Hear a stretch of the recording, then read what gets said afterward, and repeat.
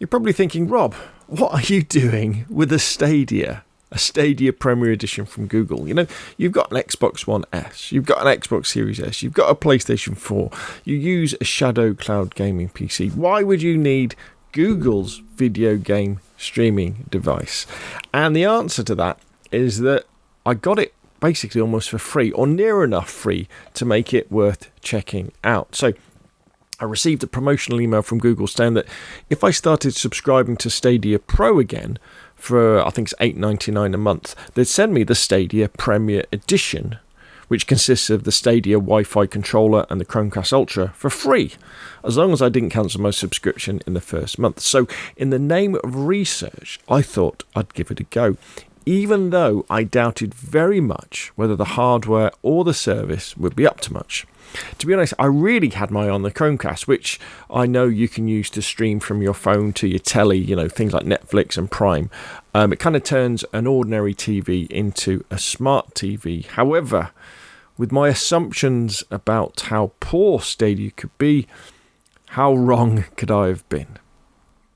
I think that Stadia has completely solved the streaming to TV single-player gaming solution without a console.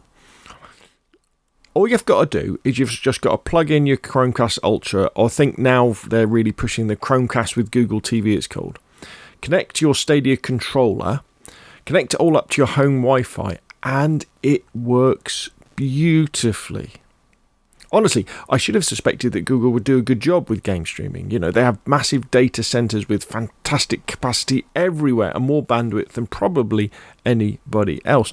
But I never expected the service and hardware to be this good. When playing games on your TV with Stadia, I would challenge you to guess if I was streaming the game via the internet or playing it on a console.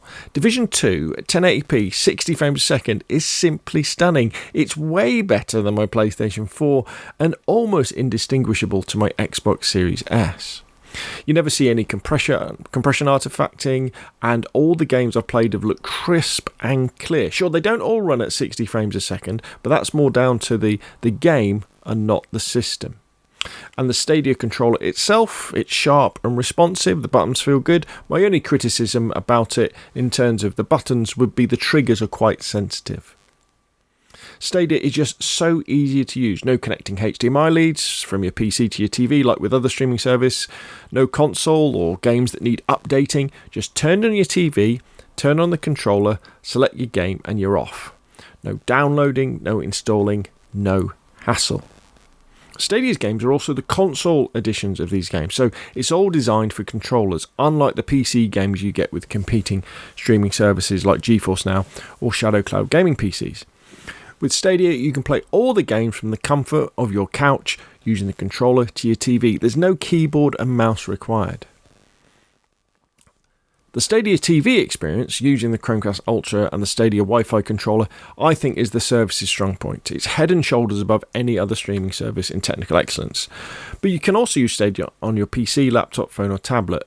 You'll need to plug in the Stadia or an Xbox controller via USB, but it works well. It's just a shame that you can only Bluetooth an Xbox controller to your phone or tablet, as the Stadia controller is actually Wi-Fi or USB only, which is a bit of a strange decision. And I think it gives you a bad impression out of the box, because you download the Stadia app to your phone and you think, oh, right, great, I can play games on the Stadia app now using the Stadia controller, but you can't. So that's a bit of a disappointment. The price of Stadia is pretty reasonable too. If you've got a Gmail account, you can access Stadia on your PC, laptop, phone or tablet for free. And I think they throw in Destiny 2 with that as well. If you want to play it on your TV to get that amazing experience, you'll need the Stadia Premier set, like I've got here, which costs about £70, or the package that's called, it's a Chromecast with Google TV and controller. They really know how to name these things, don't they? Which at the moment I think is about £90, which is all much cheaper than a new console or gaming PC. Now, I'm not saying that Stadia is great for competitive multiplayer games, because all I've really played is several games of PUBG, and although it ran great at 60 frames a second at 1080p, it didn't feel as snappy as it does when I'm on console. So, those extra few milliseconds of lag could have been making a difference, but don't take my word for it on this. I think if you're a big PUBG fan and you're thinking, oh, I'll fancy having a go, then I would say give it a go, because you may well be able to get used to that lag and make up for it. In single-player games, though, the lag was not noticeable, and all the games felt great, looked great, and felt very responsive. So now you're saying, well, wait a minute, this sounds amazing. What's the problem? Why hasn't Stadia become so popular? Why hasn't it not become a major player in the video games industry? Why has Stadia not become the console killer? The simple answer is games. There's not enough, and the ones that are on the platform are often too expensive. Google has even shut down its dedicated Stadia game studios, and now it says it's partnering with third parties. But the Stadia shop is a joke. There's no Call of Duty. There's no Battlefield, for example. Too fewer games at too expensive a price. Sure, you can subscribe to Stadia Pro at £9 a month, and that gives you a bundle of free games.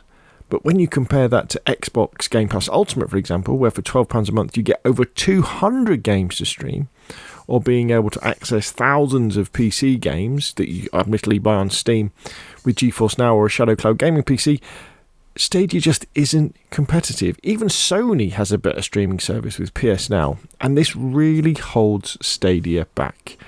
I would kind of think that what Google have got to do is they've got to do what Epic have done with their store. If they want people to use Stadia, they've got to give away games for free. Every couple of weeks, Epic gives away often quite a good game, and that's what Google should be doing. And as soon as you join Stadia, you should get all those games. At the time of writing, Stadia does have a partnership with Ubisoft, and if you subscribe to their Ubisoft Plus service, which is $12.99 a month, you'll have access to 20 of their games, including all of their new releases. But if you combine that with Stadia Pro $8.99, that's a big monthly outlay for not that many games. Unless, obviously, you're a big, massive Ubisoft fan, which unfortunately, apart from Wildlands and The Division 2, I'm not. You could say that the real biggest issue with Google Stadia is trust. Let's say you think the Stadia platform is for you. Technically, it is brilliant. So then you start to buy games for the platform. Do you trust Google not to shut down the service completely before too long, just like they did with Stadia's game studios and multiple of their own popular service? Google Plus has gone, Google Reader has gone, Play Music went. They even shut down YouTube Gaming, to name but a few.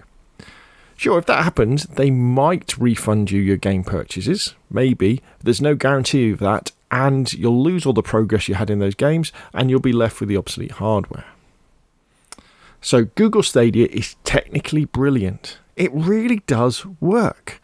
1080p 60 frames per second gaming with no discernible lag on your TV, playing with a nice controller from your living room couch.